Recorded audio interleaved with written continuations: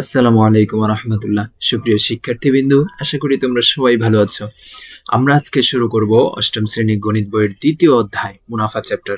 ইতিপূর্বে আমরা প্যাটার্ন চ্যাপ্টারটা যেইভাবে সুন্দরভাবে সলিউশন করেছি, বইয়ের প্রত্যেকটা ম্যাথ, প্যাটার্ন চ্যাপ্টারের প্রত্যেকটা ম্যাথ, প্রত্যেকটা শব্দ আমরা বিশ্লেষণ করে দেখেছি। এই চ্যাপ্টারটা আমরা ঠিক সেম ভাবে পড়বো। আমরা ইউটিউবে যে গতানুগতিক যে টিউটোরিয়ালগুলো হয়, মানে সলিউশন নিয়ে এসে রিডিং পড়া হয়, এমনটা আমরা পড়বো না। হ্যাঁ, আমরা এমনটা পড়বো না, আমরা সব কিছু ডিটেলস ভাবে সুন্দর করে বোঝার ট্রাই করব। তাহলে চলো আমরা শুরু করি প্রথম পর্ব। এই পর্বে আমরা এই যে পরিশিষ্ট অংশ, এখানে কি বলছে, এই অধ্যায়ের প্রয়োজনীয় পূর্ব জ্ঞান বইয়ের শেষে পরিশিষ্ট অংশে সংযুক্ত আছে এবং প্রথমে পরিশিষ্ট অংশ পাঠ ও আলোচনা করতে হবে, যার কারণে আমরা আজকে পরিশিষ্ট অংশ পড়বো। ঠিক আছে, তাহলে চলো পরিশিষ্ট অংশটা শুরু করি। কিন্তু পরিশিষ্ট অংশ শুরু করার আগে আমাদের কিছু বিষয় জানা লাগবে, দুইটা বিষয়। ঠিক আছে, দুইটা বিষয়। সর্বপ্রথম কথা হচ্ছে বিক্রয় মূল্য কি, ক্রয় মূল্য কি, হ্যাঁ, লাভ কি, ক্ষতি কি, এই জিনিসগুলো আমাদের একটু জানা লাগবে। ঠিক আছে, আচ্ছা, আমরা যখন দোকানে যাই, ধরো তুমি দোকানে গেলা, দোকানে গিয়ে একটা পেন কিনতে গেলা, মানে একটা কলম কিনতে গেলা। তুমি কি কিনতে গেছো? তুমি পেনটা যেই টাকা দিয়ে কিনবা, যেই মূল্য দিয়ে কিনবা, সেটা হচ্ছে ক্রয় মূল্য। ঠিক আছে, তুমি একটা কলম কিনতে গেছো দোকানে, যেই টাকা দিয়ে তুমি কিনছো ওই টাকাটা হচ্ছে তোমার ক্রয় মূল্য। আর দোকানদার যে তোমার কাছে বিক্রি করতেছে, সে তার পেনটা, তার কলমটা তোমার কাছে যে বিক্রি করতেছে, সে যেই মূল্যে বিক্রি করতেছে সেটা হচ্ছে বিক্রয় মূল্য। ঠিক আছে, সে যেই মূল্যে বিক্রয় করতেছে সেটা হচ্ছে বিক্রয় মূল্য। ওকে, এখন লাভ আর ক্ষতি, এই দুইটার, লাভ কি ক্ষতি কি, এই দুইটার আমরা জাস্ট দুইটা সূত্র মুখস্থ করবো। হ্যাঁ, এই দুইটা সূত্র মুখস্থ করলে আমরা সব বাহির করতে পারবো। এই যে আমি এখানে লিখে দিছি, হ্যাঁ, এগুলো বইয়েও আছে, পরিশিষ্ট অংশে গেলে আমরা পাবো। কিন্তু জিনিসগুলো যে কিভাবে আসে, তোমরা ভাবো যে এই এই লাভ থেকে বিক্রয় মূল্য বাহির করার সূত্র মুখস্থ করা লাগবে, আবার ক্রয় মূল্য বাহির করার সূত্র মুখস্থ করা লাগবে, তোমরা এমনটা ভাবো। আবার এই যে ক্ষতি থেকে ক্রয় মূল্য বাহির করার সূত্র মুখস্থ করা লাগবে, বিক্রয় মূল্য বাহির করার সূত্র মুখস্থ করা লাগবে, এমনটা কখনোই না। এত সূত্র আমাদের মুখস্থ করা লাগে না, জাস্ট এটা মনে হয়, এগুলো তো আসলে মুখস্থ করাও লাগে না। এখন অনেকের ক্ষেত্রে বিক্রয় মূল্য ক্রয় মূল্য প্যাচ বেঁধে যায়। ঠিক আছে, প্যাচ বেঁধে যায়, যার কারণে তোমরা শুধুমাত্র এটা মুখস্থ করবে। লাভ কি, লাভ হচ্ছে বিক্রয় মূল্য মাইনাস ক্রয় মূল্য, বিক্রয় মূল্য মাইনাস ক্রয় মূল্য। আর ক্ষতি কি, ক্ষতি হচ্ছে ক্রয় মূল্য মাইনাস বিক্রয় মূল্য, ক্ষতি হচ্ছে ক্রয় মূল্য মাইনাস বিক্রয় মূল্য। এখন এই সূত্র থেকে আমরা কি বিক্রয় মূল্য, আমাদেরকে যদি চায় যে এখান থেকে বিক্রয় মূল্য সূত্র কি হবে, তখন তুমি কিভাবে বাইর করবা বলো তো? অনেকে আছে জানো এটা, আবার অনেকে জানো না। এই কারণে আমরা কি করব, আমরা একদম বিগিনার লেভেল যারা, মানে একদম জানেই না, তাদের জন্য আমরা শুরু করতেছি। ঠিক আছে, আমরা তাদেরকে টার্গেট করে পড়াশোনা করব, আর যারা পারো তাদের জন্য রিভাইজ হয়ে যাবে। ঠিক আছে, এখান থেকে যদি বিক্রয় মূল্য যদি বাহির করতে চাই, এই যে বিক্রয় মূল্য, এই যে বিক্রয় মূল্য, আমি এই বিক্রয় মূল্যটা যদি এখন যদি বাহির করতে চাই এই সূত্র থেকে, কি করা লাগবে? এখন থেকে তোমাদের একটা আমি সূত্র, মানে একটা নিয়মের কথা বলতেছি, যে সমান সমানের এই যে সমান সমানটা, তাই না, এই সমান সমানের এক পাশ থেকে আরেক পাশে যদি আমরা যদি যাইতে চাই, আমাদের চিহ্নটা জাস্ট চেঞ্জ করা লাগবে। যেমন ধরো এইখানে কি ক্রয় মূল্য, এই যে ক্রয় মূল্যের সামনে কিন্তু একটা মাইনাস চিহ্ন আছে, তাই না, ক্রয় মূল্যের সামনে কি একটা মাইনাস চিহ্ন আছে না, এই যে মাইনাস চিহ্নটা।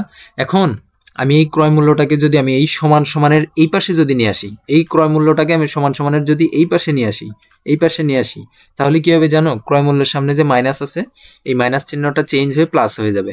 কি প্লাস হয়ে যাবে? আমি আবারও যদি বলি যে আমি বিক্রয় মূল্যটা বাহির করতে চাচ্ছি, এই বিক্রয় মূল্যটা বাহির করতে চাচ্ছি, তার জন্য আমার কি করা লাগবে? আমার এই যে ক্রয় মূল্য আছে, এই ক্রয় মূল্যটাকে আমি সমান সমানের এই পাশে পাঠিয়ে দেব, এই যে ক্রয় মূল্যটাকে আমি সমান সমানের এই পাশে পাঠিয়ে দেব। তাহলে কি হবে, কেমনে আমি পাঠাইতে পারবো? জাস্ট কি করব, যে ক্রয় মূল্যের সামনে যে চিহ্ন আছে, চিহ্নটাকে চেঞ্জ করে দেব। এখানে প্লাস ছিল, এই পাশে এসে, সরি এখানে মাইনাস আছে, এই পাশে এসে প্লাস হয়ে যাবে। যদি এখানে প্লাস থাকতো তাহলে এই পাশে গেলে মাইনাস হয়ে যাবে। ঠিক আছে, যদি এখানে গুণ থাকতো তাহলে এই পাশে যে ভাগ হয়ে যাবে, যদি এখানে ভাগ থাকতো তাহলে এই পাশে গিয়ে গুণ হয়ে যাবে। তোমরা হয়তো বা অনেকে বুঝতে পারো না আমি কি বোঝানোর ট্রাই করছি, চিন্তা নাই, আমি আরো অনেকবার বলবো এটা, যাতে করে তোমাদের জন্য ইজি হয়। তোমরা জাস্ট কন্টিনিউ করো ক্লাস। ঠিক আছে, এখন এই যে বিক্রয় মূল্য, দেখো বিক্রয় মূল্য, এই যে ক্রয় মূল্যটা ছিল এই পাশে, চিহ্নটা কি ছিল, সামনে মাইনাস ছিল, আমি ক্রয় মূল্যটাকে এই পাশে পাঠিয়ে দিছি, এই যে এই পাশে নিয়ে চলে আসছি। চিহ্নটা কি করছি, জাস্ট চিহ্নটা চেঞ্জ করে দিছি। এখন আমরা তো বিক্রয় মূল্য বাহির করলাম, আমাদের কি সূত্র, এই বিক্রয় মূল্য সূত্র কি মুখস্থ করার প্রয়োজন আছে? প্রয়োজন নাই।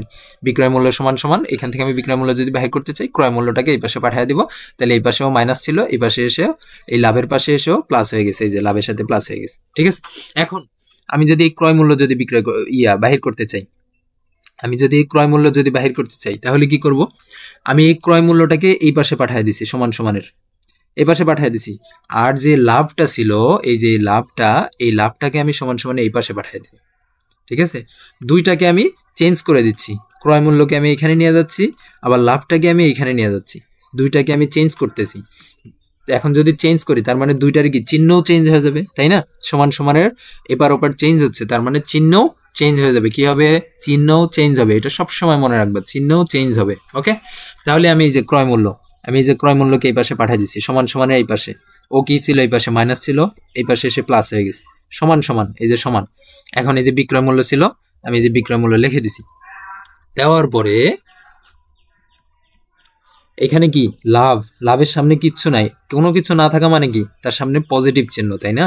কোনো কিছু না থাকা মানে কি তার সামনে পজিটিভ চিহ্ন, এটাও অনেকে জানো না, চিন্তা নাই, আমি দেখাই দিচ্ছি, চিন্তা নাই। এখন জেনে নাও যে হচ্ছে সামনে কোনো কিছু যদি না থাকে, তখন সেটার সামনে কি আছে? পজিটিভ চিহ্ন আছে। যেমন এই যে বিক্রয়, এই যে বিক্রয় মূল্য, বিক্রয় মূল্যের সামনে কি কোনো চিহ্ন আছে? এখানে চিহ্ন নাই, তার মানে কি এটার সামনে প্লাস চিহ্ন আছে। ঠিক আছে, এটার সামনে কি প্লাস চিহ্ন আছে। তাহলে এখন আমি কি করছি? ক্রয় মূল্যকে এই পাশে পাঠাইছি আর লাভকে এই পাশে পাঠাইছি, তাই না? দেখো, এই যে ক্রয় মূল্য, বিক্রয় মূল্য যায়, বিক্রয় মূল্য আছে, আর লাভটা এই পাশে আসছে, সমান সমান এই পাশে আসার কারণে কি হয়েছে? চিহ্ন চেঞ্জ হয়ে গেছে, লাভের সামনে আগে প্লাস ছিল, এখন মাইনাস হয়ে গেছে। এখানেও কিন্তু সেম কাজই করছি। তোমার কি সূত্র মুখস্থ করার প্রয়োজন আছে? না, শুধুমাত্র এটা মনে রাখবে যে লাভ ইকুয়াল বিক্রয় মূল্য মাইনাস ক্রয় মূল্য, ক্ষতি ইকুয়াল ক্রয় মূল্য মাইনাস বিক্রয় মূল্য, ক্ষতি ইকুয়াল ক্রয় মূল্য মাইনাস বিক্রয় মূল্য। তাহলে এটার ক্ষেত্রে আমি যদি ক্রয় মূল্য বাহির করতে চাই, কি করা লাগবে? আমি ক্রয় মূল্যটাকে আলাদা করব, যে কোনো এক পাশে রাখবো ক্রয় মূল্যকে। ঠিক আছে, তুমি এটাও করতে পারো, ক্রয় মূল্যকে তুমি এই পাশে নিয়ে গেলা আর ক্ষতিকে তুমি এই পাশে নিয়ে গেলা, এটাও করতে পারো না যে এমনটা না। ঠিক আছে, যেইভাবে ইজি হয়, আমি তোমাদেরকে ইজিটা দেখাইছি। এখন তোমাদের এখন হয়তো বা অনেকের কঠিন লাগতেছে, চিন্তা নাই, কন্টিনিউ করো, করতে করতে ম্যাথ করতে করতে ইজি হয়ে যায়। ঠিক আছে, ওকে। এরপরে কি ক্রয় মূল্য, আমি যে ক্রয় মূল্যটাকে রাখছি, এই যে ক্রয় মূল্যটাকে সমান সমান এই পাশে রাখছি, তার মানে বিক্রয় মূল্যকে এই পাশে পাঠাবো। বিক্রয় মূল্যের সামনে এখানে মাইনাস ছিল, এই পাশে এসে কি হয়ে গেছে? প্লাস হয়ে গেছে। আবার এখানে এখন আমি কি করতে চাচ্ছি? এখন আমি বিক্রয় মূল্য বাহির করতে চাচ্ছি, এই যে বিক্রয় মূল্য বাহির করতে চাচ্ছি, আমি এই কারণে এই বিক্রয় মূল্যটাকে এই পাশে পাঠাইছি, আর এই যে ক্ষতিটা ছিল, ক্ষতিটাকে আমি এই পাশে পাঠিয়েছি। এখন দেখো, বিক্রয় মূল্যের সামনে এখানে কি ছিল? মাইনাস ছিল না? বিক্রয় মূল্যের সামনে এখানে মাইনাস ছিল না? ওকে, সমান সমান এই পাশে এসে প্লাস হয়ে যাবে, এই যে প্লাস হয়ে গেছে। আবার ক্রয় মূল্য তো বসলোই এখানে, এখন ক্ষতি এই পাশে কি প্লাস ছিল না? এই পাশে এসে কি হয়ে গেছে? এই যে মাইনাস হয়ে গেছে, বুঝছো? আচ্ছা, এখন আমরা যদি পরিশিষ্ট অংশে যদি যাই, পরিশিষ্ট অংশে তেমন কিছুই নাই আসলে। এই যে চলে আসছি দ্বিতীয় অধ্যায়ের সংযুক্তি পরিশিষ্ট। একজন দোকানদার 1 ডজন বল পেন, 1 ডজন সমান কত? এটাকে জানা লাগবে। 1 ডজন সমান কত? 12। 1 ডজন বল পেন 60 টাকায় ক্রয় করছে। আগে এতখানি তুমি দেখো, 1 ডজন বল পেন ক টাকায় ক্রয় করছে? 60 টাকায় ক্রয় করছে। 1 ডজন বল পেন 60 টাকায় ক্রয় করছে। এখন তার মানে 12টা বল পেন বা 12টা কলম সে 60 টাকায় ক্রয় করছে। সে একটা বল পেন কয় টাকায় ক্রয় করছে? একটা বল পেন কয় টাকা ক্রয় করছে? তখন কি করা লাগবে? 60কে 12 দ্বারা ভাগ দিলে তো আমি একটা বল পেন কয় টাকা ক্রয় করছে সেটা বাহির করে ফেলতে পারবো, তাই না? আচ্ছা, সে 60 টাকায় কিনছিল, এরপরে কি করছে? সে 72 টাকায় বিক্রি করছে। 72 টাকায়, এই যে 72 টাকায় বিক্রয় করছে। 60 টাকায় কিনছিল 12টা কলম এবং 72 টাকায় বিক্রি করছে। এখানে দোকানদার এই যে লেখছে এইটাই 60 টাকায় ক্রয় করলেন। ফলে একটি বল পেনের ক্রয় মূল্য, আমি বলছিলাম যে 60কে 12 দ্বারা ভাগ দিলে একটি বল পেনের ক্রয় মূল্য চলে আসতেছে। এই যে একটি বল পেনের ক্রয় মূল্য দেওয়া আছে 5 টাকা। ঠিক আছে, ভাগ করলে কত আসতেছে? 5 টাকা। আবার তিনি 12টি বল পেন কি করছে? 72 টাকায় বিক্রি করছে, যেটা আমাদের প্রথম লাইনে বলা আছে, 72 টাকায় বিক্রি করছে। তাহলে একটি বল পেন তিনি কয় টাকা বিক্রি করছে? 6 টাকা বিক্রি করছে। দেখো, তিনি একটা কলম তিনি কিনছিল 5 টাকা দিয়ে, কিন্তু তিনি বিক্রি করছে 6 টাকা দিয়ে। কিনছে 5 টাকা দিয়ে, বিক্রি করছে 6 টাকা দিয়ে, তার মানে কি সে লাভ করতেছে। কিন্তু তার বিক্রয় মূল্য 6 টাকা, ক্রয় মূল্য 5 টাকা। তার মানে লাভের সূত্র কি ছিল? লাভের সূত্র ছিল বিক্রয় মূল্য মাইনাস ক্রয় মূল্য, তাই না? তাহলে বিক্রয় মূল্য 6 টাকা মাইনাস ক্রয় মূল্য 5 টাকা, মাইনাস করে দিলে 1 টাকা আসতেছে। তাহলে একটি বল পেনের ক্রয় মূল্য 5 টাকা, বিক্রয় মূল্য 6 টাকা। আচ্ছা, কোনো জিনিস যে মূল্যে ক্রয় করা হয় সেটা ক্রয় মূল্য, তারপর হচ্ছে যে মূল্যে বিক্রয় করা হয় তাকে বিক্রয় মূল্য বলে, ক্রয় মূল্যের চেয়ে বিক্রয় মূল্য বেশি হলে লাভ হয়। আচ্ছা, এতখানি তো আমরা জানি, এটাও জানি যে লাভ ইকুয়াল বিক্রয় মূল্য মাইনাস ক্রয় মূল্য 1 টাকা। আচ্ছা, এখানে দোকানদার প্রতিটি বল পেন 1 টাকা করে লাভ করলেন। ওকে, এটা তো বললামই। আবার মনে করি একজন কলা বিক্রেতা, এক হালি কলা 20 টাকায় ক্রয় করছে। এক হালি সমান কয়টা? এক হালি সমান 4টা। ঠিক আছে, এক হালি কলা 20 টাকায় ক্রয় করছে মানে 20 টাকায় কিনছে, কিন্তু তিনি বিক্রয় করছে 18 টাকায়। 20 টাকায় কিনছে, 18 টাকায় বিক্রি করছে। বেশি টাকা দিয়ে কিনে কম টাকা দিয়ে বিক্রি করছে, তার কি লাভ হয়েছে না লস হয়েছে? লস হয়েছে। 20 টাকায় কিনছে, 18 টাকায় বিক্রি করছে, তার মানে তার ক্ষতি হয়েছে। এই যে ক্রয় মূল্যের চেয়ে বিক্রয় মূল্য কম হলে ক্ষতি বা লোকসান হয়। ক্ষতির ক্ষেত্রে আমরা শিখছিলাম কি, যে ক্রয় মূল্য মাইনাস বিক্রয় মূল্য, তাই না? ক্রয় মূল্য 20 টাকা, বিক্রয় মূল্য 18 টাকা, তার লস হয়েছে কয় টাকা? 2 টাকা, তাই না? এগুলো আমার মনে হয় ম্যাক্সিমামই তোমরা জানো, তারপরেও দিছে যেহেতু একটু পড়তেছি। ঠিক আছে, আচ্ছা, এখানে কলা বিক্রেতা প্রতি হালিতে 2 টাকা ক্ষতি হলো। আচ্ছা, মনে করি একজন কাপড় ব্যবসায়ী মার্কেটে একটি দোকান ভাড়া দিয়ে 5 জন কর্মচারী নিয়োগ দিলেন। তিনি দোকান ভাড়া, কর্মচারী বেতন, দোকানের বিদ্যুৎ বিল, অন্যান্য আনুষঙ্গিক খরচ বহন করেন। এখন এইখানে একটা জিনিস জানার আছে, যার কারণে আমাদের প্রথম পৃষ্ঠাতে যাওয়া লাগবে। হ্যাঁ, প্রথম পৃষ্ঠাতে একটা জিনিস লেখা আছে। এখন ধরো তুমি একজন কলম বিক্রেতা, ঠিক আছে, তুমি কলমের ব্যবসা করো। এখন তুমি যে শুধুমাত্র পণ্য কিনে নিয়ে এসে বিক্রি করতেছো, এইটাই কি তোমার ব্যবসার অংশ? না। তুমি যে দোকানদার, তোমার যে একটা দোকান আছে, সে দোকানে ভাড়া দেওয়া লাগে না? লাগে। আবার তুমি যে কলমগুলো যা আনতেছো, পরিবহন খরচ আছে না? আছে। আবার তুমি যে হচ্ছে যে দোকানটাতে থাকতেছো, এই দোকানে কারেন্ট বিল আছে না? আছে। দোকানে যদি কর্মচারী থাকে, কর্মচারীর বিল আছে না? আছে। তাহলে এই সবগুলো কি তোমার এই ব্যবসার অংশ না? তুমি যদি শুধুমাত্র কলম যেই টাকা দিয়ে তুমি কিনে নিয়ে আসছো আবার বিক্রি করতেছো, শুধুমাত্র ওই টাকাকে তোমার ক্রয় মূল্য হিসাব করো, তাহলে কি তোমার লস হবে না? লস হবে তো।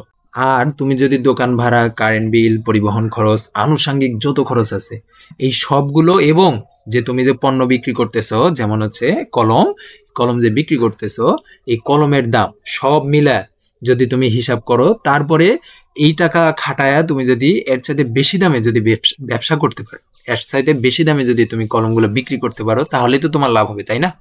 এখন এই যে একজন ব্যবসায়ী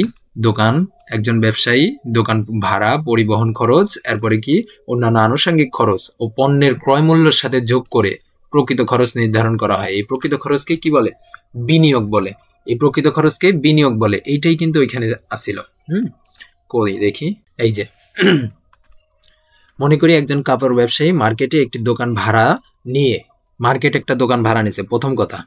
এরপরে কি 5 জন কর্মচারী নিয়োগ দিছে, এই যে কর্মচারী আছে। হ্যাঁ, এরপরে হচ্ছে তিনি দোকান ভাড়া, এরপরে কর্মচারীর বেতন, দোকানের বিদ্যুৎ বিল, অন্যান্য আনুষঙ্গিক খরচ বহন করে। এই সকল খরচ তার কাপড়ের ক্রয় মূল্যের সাথে যোগ করা হয়। এটাই তো বিনিয়োগ, তাই না?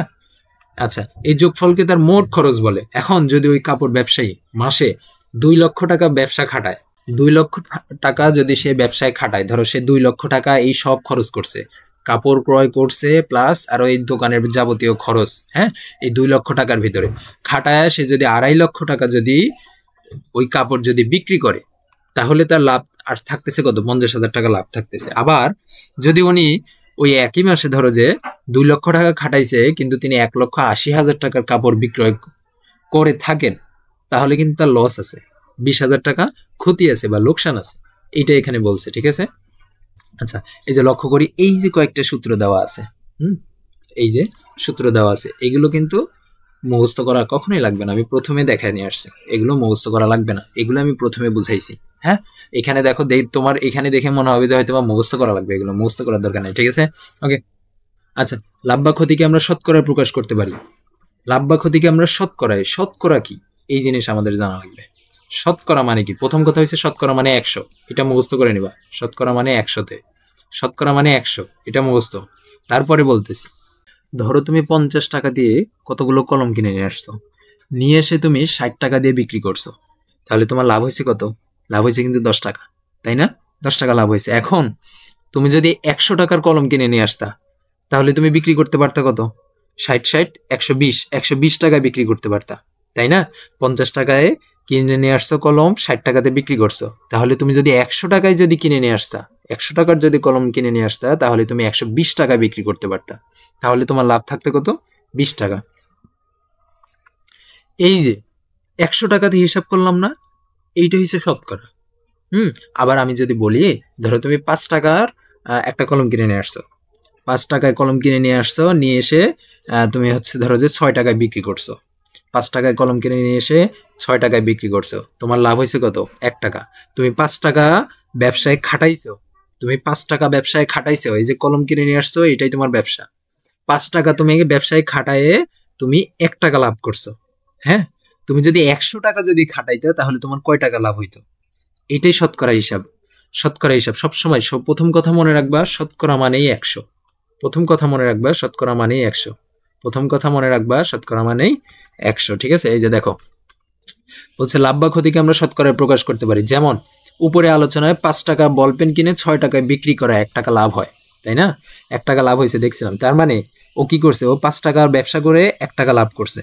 5 টাকা ব্যবসা করে 1 টাকা লাভ করছে, তাই না? এখন তোমার এই শতকরা হিসাবটা বাহির করতে হলে যে শতকরায় সে কত লাভ করছে, এটা যদি বাহির করতে চাও এই নিয়মটা ফলো করা লাগবে। শতকরায় কত তুমি লাভ করছো এটা যদি বাহির করতে চাও এই নিয়মটা তোমার ফলো করা লাগবে। তাহলে নিয়মটা কি দেখো, যে হচ্ছে 5 টাকায় লাভ হয় 1 টাকা। সে 5 টাকার কলম কিনে নিয়ে আসছে, নিয়ে এসে 6 টাকা বিক্রি করছে, তার লাভ হয়েছে 1 টাকা। সুতরাং 5 টাকায় তার লাভ হয়েছে 1 টাকা, তাই না? তাহলে তার 1 টাকায় লাভ হয়েছে কত?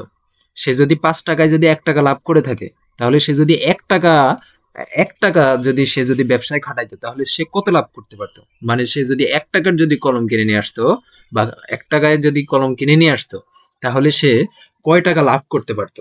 তখন এই যে ফরম্যাটটা যে লেখছে 1/5, এটা তোমরা হয়তো বা অনেকে জানো না। এটার সিস্টেমটা কি জানো? এইখানে যেই সংখ্যাটা থাকবে, এটা উপরে বসবে। দ্বিতীয় লাইনের ক্ষেত্রে উপরে বসবে, দ্বিতীয় লাইনের ক্ষেত্রে উপরে বসবে। এইখানে যে সংখ্যাটা থাকবে, আমি বারবার বলতেছি যাতে করে তোমাদের কানে কথাগুলো বাজে, ঠিক আছে? এইখানে যে সংখ্যাগুলো যে সংখ্যাটা থাকবে সেই সংখ্যাটা নিয়ে যে এখানে এই যে লবে বসবে, ঠিক আছে? এরপরে এইখানে যে সংখ্যাটা থাকবে এটা নিয়ে এসে হরে বসাবা। এটা হচ্ছে দ্বিতীয় লাইনের কেরামতি। দ্বিতীয় লাইনে এটা করা লাগবে, ঠিক আছে? যে 1 টাকায় কত টাকা লাভ হয়, দ্বিতীয় লাইনে এটা করা লাগবে। আমি যদি আবারও বলি, এইখানে যেই সংখ্যা থাকবে ওই সংখ্যা এখানে যেয়ে বসবে, আবার এইখানে যেই সংখ্যা থাকবে ওই সংখ্যা যেয়ে হরে বসবে, ঠিক আছে? এটা তো গেল 1 টাকায় লাভ কত। এইবার শতকরার ক্ষেত্রে আমি কত বলছি? 100। সবসময় এই তৃতীয় লাইনের এখানে থাকবে 100। শতকরায় যদি বাহির করতে বলে যে কোনো কিছু, তৃতীয় লাইনে এখানে থাকবে 100। এটা একদম মুখস্থ করে ফেলবা যে শতকরা কথা বলছে, তার মানে আমাকে বলছে 100 টাকায় কত সেটা বাহির করতে বলছে, ঠিক আছে? আচ্ছা, 100 টাকায় লাভ হয় কত? তখন এই যে 1/5 ছিল না, এইটাই থাকবে, এইটাই শুধুমাত্র রাখবা, এইটাই থাকবে আর কি। কিন্তু এই যে লবটা থাকবে, এই লবের সাথে গুণ হবে এইটা, এই 100টা এই লবের সাথে গুণ আকারে থাকবে। এখানে লব কত? 1, 1-এর সাথে 100টা গুণ আকারে যাবে, ঠিক আছে? এটা অল টাইম। এখানে ধরো যে হচ্ছে এখানে 1/5 আছে, এখানে 1/5 না থাকে অন্য কোনো সংখ্যা থাকতো, তখন ওইটার সাথেই এই 100টা গুণ আকারে থাকবে, গুণ আকারে হয়ে যাবে এই 100টা, ঠিক আছে? এই যে যেটা এখানে করছে, ঠিক আছে? যেটা এখানে করছে, তাহলে 1 গুণন 100/5। এখন 5 দিয়ে যদি 100কে যদি ভাগ করা হয় কত হয়? 5-20-এ 100, তাই না? 20 হয়, 20। তার মানে তার নিম্নে লাভ কত? 20%। সে শতকরা 20% সে লাভ করতেছে। সে যদি 100 টাকা যদি খাটাইতো, মানে 100 টাকার যদি সে যদি কলম কিনে নিয়ে আসতো, তাহলে সে আরো 20 টাকা লাভ করতে পারতো। যদি সে 100 টাকার কলম কিনে নিয়ে আসতো, ঠিক আছে? তার মানে সে বিক্রি করতে পারতো কত? 120 টাকা, তাই না? আচ্ছা, এরপরে যদি যাই, অনুরূপভাবে কলা বিক্রেতা 20 টাকার কলা কিনে 18 টাকায় বিক্রয় করায় 2 টাকা ক্ষতি হয়েছে। 20 টাকায় কিনছে, 18 টাকায় বিক্রি করছে, তার ক্ষতি হয়েছে কয় টাকা? 2 টাকা। এখন দেখো, তাহলে তার শতকরা ক্ষতি হয়েছে কত সেটা বাহির করি। শতকরা মানে কত? সে যদি 100 টাকার যদি কলা কিনে নিয়ে আসতো তাহলে তার কয় টাকা ক্ষতি হইতো? 100 টাকার যদি কলা কিনে নিয়ে আসতো তাহলে তার কয় টাকা ক্ষতি হইতো, এটাই বাহির করতে বলছে, ঠিক আছে? অর্থাৎ 20 টাকায় ক্ষতি হয় 2 টাকা। এই যে 20 টাকায় কলা কিনছে, 20 টাকার কলা কিনে সে 18 টাকা বিক্রি করছে, 20 টাকায় তার ক্ষতি হয়েছে 2 টাকা।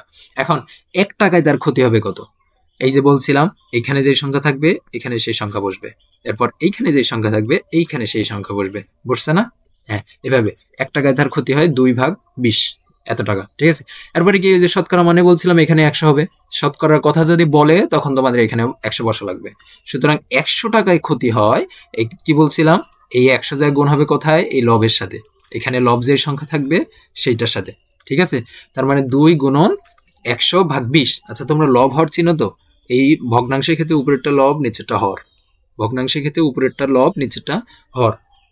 আচ্ছা এখানে তার মানে এরপরে যদি আমি যদি করি যে 20 দ্বারা 100কে যদি ভাগ করি তাহলে আসে কত, 5 20 100 যেহেতু, তার মানে 5 আসবে ভাগফল, তারপর 5 এর সাথে 2 গুণ করলে 5 দুগুণে 10 10। তার মানে ওই কলা বিক্রেতা 20 টাকায় লস করছে 2 টাকা, 20 টাকায় তার ক্ষতি হয়েছে 2 টাকা। সে যদি 100 টাকার কলা কিনে নিয়ে আসতো তাহলে তার ক্ষতি হতো 10 টাকা। এইটাই বলছে, সে যদি 100 টাকার যদি কলা কিনে নিয়ে আসতো তাহলে তার ক্ষতি হতো কত, 20 টাকা, সরি 10 টাকা। এইটাই শতকরা ক্ষতি তার 10%।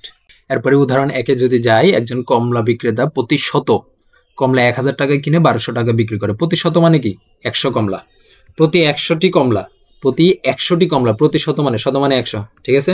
প্রতি 100টি কমলা 1000 টাকায় কিনে 1200 টাকায় বিক্রি করে, তার কত লাভ হয়? 1000 টাকায় কিনছে, 1200 টাকায় বিক্রি করছে, তার কত লাভ হয়? এটা কি আমরা বুঝতে পারতেছি না? এমনি তো বুঝতে পারতেছি। 1200 থেকে 1000 মানে কি, বিক্রয় মূল্য মাইনাস ক্রয় মূল্য। লাভের ক্ষেত্রে আমরা সূত্র শিখছিলাম বিক্রয় মূল্য মাইনাস ক্রয় মূল্য। যারা এইভাবে প্র্যাকটিক্যালি বুঝতে পারতেছে না তারা সূত্র মুখস্থ করে ফেলবা, যে হচ্ছে বিক্রয় মূল্য মাইনাস ক্রয় মূল্য, ঠিক আছে।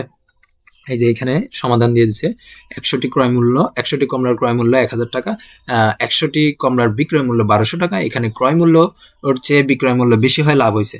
ক্রয় মূল্য এইটা, বিক্রয় মূল্য এইটা, বিক্রয় মূল্য ক্রয় মূল্যের চেয়ে বেশি হয়, লাভ হয়েছে, তার মানে লাভ বাইর করতেছে, তখন মাইনাস করে দিয়ে বেশি আসতেছে, তাই না? ওকে। এরপরে কি, একজন দোকানদার 50 কেজির এক বস্তা চাউল 1600 টাকায় কিনে চালের দাম কমে যাওয়ায় 1500 টাকায় বিক্রি করছে। বেটা কি করছে, বেটা 50 কেজির একটা চাউল, এক বস্তা চাউল কিনছে 1600 টাকায়, কিনে 1500 টাকায় বিক্রি করছে। বেটা তো লস করে ফেলছে, তাই না? লস করে ফেলছে। এখানে এক বস্তা চালের ক্রয়কৃত মূল্য কত টাকা দিয়ে সে কিনছে, 1600 টাকা দিয়ে কিনছে, কিনে বিক্রি করছে 1500 টাকা দিয়ে। তার মানে কি হয়েছে, ক্রয় মূল্যর চেয়ে বিক্রয় মূল্য কম হয়, ক্ষতি হয়েছে, তাই না? ক্ষতির ক্ষেত্রে কি, ক্রয় মূল্য মাইনাস বিক্রয় মূল্য। আমরা তো প্র্যাকটিক্যালি বুঝতে পারতেছি সে 100 টাকা লস করছে। এরপরে হচ্ছে উদাহরণ 3। উদাহরণ 3 কি বলছে, যে হচ্ছে 75 টাকায় 15টি বল পেন কিনে 90 টাকায় বিক্রয় করলে শতকরা কত লাভ হবে?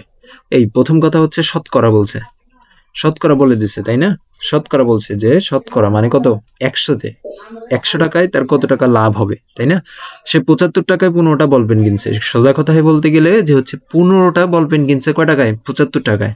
15টা বল পেন কিনছে সে 75 টাকায়। এরপরে কি করছে, ওই 15টা বল পেন আবার কি করছে, 90 টাকায় বিক্রয় করছে, তাই না? 90 টাকায় বিক্রয় করছে। এইটা এখানে লেখছে যে হচ্ছে 15টি বল পেনের ক্রয় মূল্য 75 টাকা, এরপর 15টি বল পেনের বিক্রয় মূল্য 90 টাকা। তাহলে তার লাভ হয়েছে কত?